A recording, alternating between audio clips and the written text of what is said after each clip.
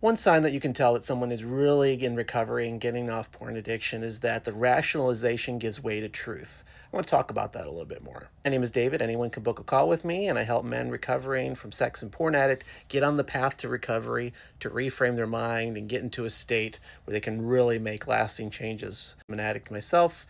I've been through that journey, and I try to get them on the right steps.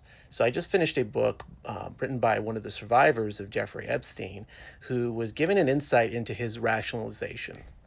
And his rationalization is very scary because it does mimic a lot of what porn and sex addicts use as reasons why it's okay or why it's just socially acceptable, et cetera, et cetera.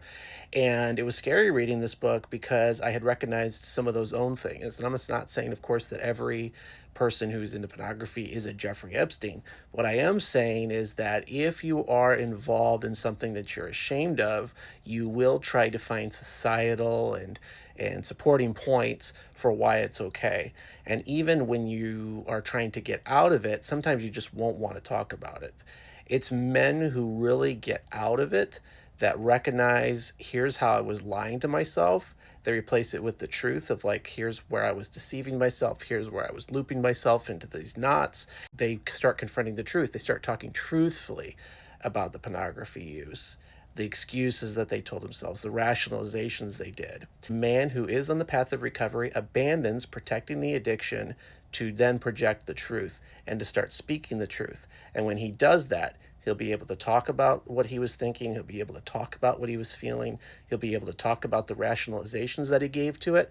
And he'll start being able to confront his shame a little bit. Even though he still feels shame, the journey will be that he can start talking about openly the rationalizations that he gave and why it was not okay in the end. This is just one way that you can tell when they start speaking truth that they are on the right path. So asking questions can help bring this out, right? You can just say, hey, what was your thought process when you were watching pornography? If he doesn't want to talk about it at all, don't give up on that. Or have him talk to someone who can get that out of him, because it will help him eventually pull out what the thought process is. And if he's very unwilling to do that, he may not have left pornography behind. He may be hiding it still because he still wants to live in that rationalization. He doesn't want to talk it through or bring it to any truth. Men who are willing to do that work and are willing to talk about it and work through the rationalization that they had put themselves through will usually prove themselves to be on the path of recovery. I hope that helps.